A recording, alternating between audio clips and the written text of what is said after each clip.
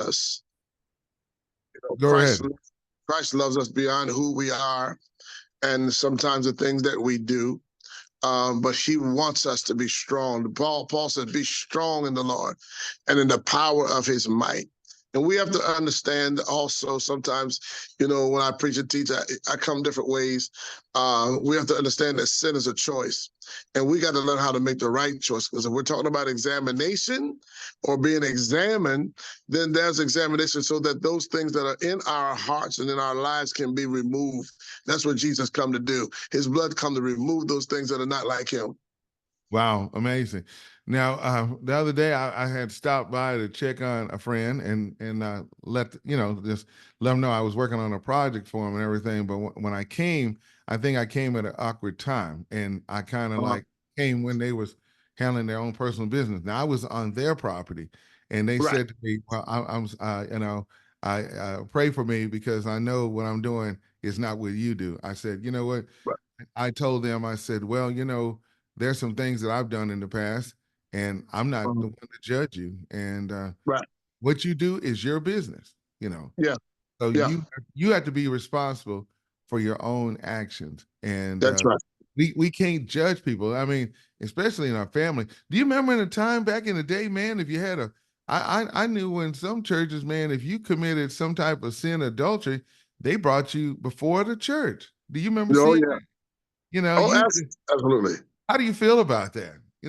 Man, I think, I'm going to be honest with you. I'm glad times have changed and we've come to the knowledge of really what it is. A lot of church was mixed with men doctrine, the way that they thought it. But God, the Bible says, whosoever will, let him come. God don't put a gun to your head. He don't put an axe to your throat and make you do this thing. It's whosoever will.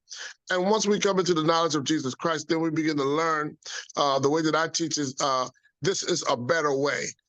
Jesus said, I didn't come to condemn the world. I come that you might have life and that more abundantly. And that's a presentation that we have to give to the entire world, that he loves us. He wants us to be like him. Yes, he requires holiness. Holiness is always be. He said, for I be holy, for I am holy. He wants us to be like him, but it's a learned way. Yeah. Now I'm going to tell a story real quick before I close out. And those of you that are listening today here on the Cedric Bailey Radio Show, Pastor Donald Ashley is with us. Back in the day, I had a decision to make. I could do R&B, I could play all the blues and R&B and all that stuff. I did that, okay? But then I could also play the gospel. But my mentor, he told me, he said, son, you're going to have to make a decision on whose side you're going to be on.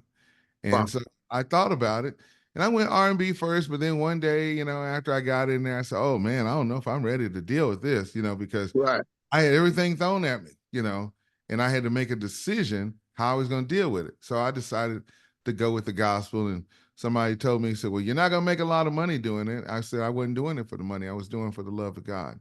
And, and for me, I got blessed out of it.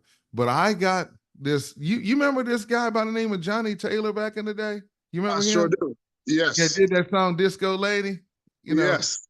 I mean, the story about him is he was in outside of Memphis, okay? And in a little small town in Arkansas, he was born in the 30s or so, but he hung out with one of the greatest singers of all time, and that was Sam Cooke, Wow. Sam sang with the Soulsters, Right, Soulsters, yes. But Johnny did this song, it was called The Love of God. And the reason why he was so involved in the church is because of his humble upbringing, his grandmother. So I had got to this church in West Dallas, and I was there early, and he and I sat and talked for about 30 minutes, and I never realized the impact. And I was in my 20s when I hung out with him during that time period. And he passed away in like 2000 or so. But he had this situation on Saturday night and Friday night. He was at the Longhorn Ballroom. He was at all the clubs and everything. Right.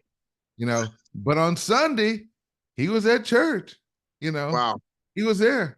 And he came in there looking all sharp and everything. And at one time, after I looked at it, I said, he used to be a minister, used to be a preacher, but he kept having the world tugging on him. And he fought those demons and everything. And sometimes they got him. But the one thing that they did do, and the reason I'm bringing him up, is because he was in these gospel groups and he was so great, but they kicked him out because he had, had a child with some woman or something, but that's how tough they were during that time period. So you have to say, Right. examine yourself. And I'm just using him for an example. You can go on Yeah. YouTube and Google it and you can see the story. It's right there. And I just said, man, this guy had it all. He was a gifted voice. There were a lot of the singers, Lou Rawls, Sam Cooke, and everybody who were talented. All these artists got their start from the church. From the church. And you sing gospel too. I'm pretty Yes. sure that the Ashley brothers got a chance to. They said, "Come on over here, Don." What was it? What made you do that commitment, my brother? Man, let me tell you something. I tell this testimony often. In my worst time in life, no money, no nothing, man. I had an offer from a major producer from Bad Boy. That found out about my writing skills, and he invited me to his team.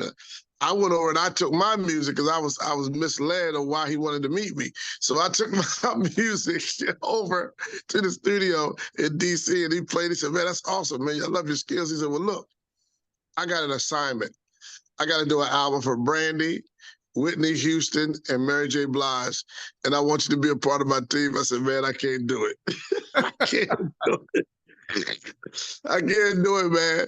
So, he looked at me like, "Are you crazy? You know how much money we get ready to make?"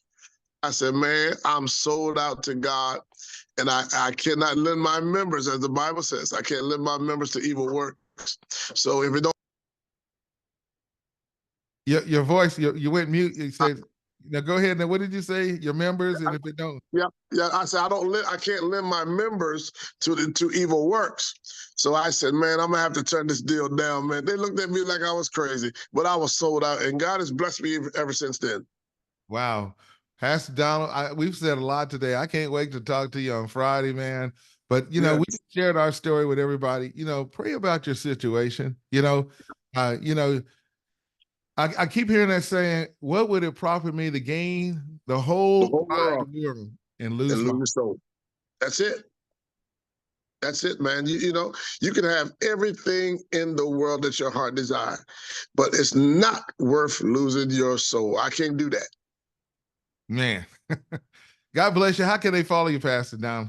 Man, they can follow me on our church page, our Facebook page, as Greater Life Christian Church, every Sunday morning at 10 a.m.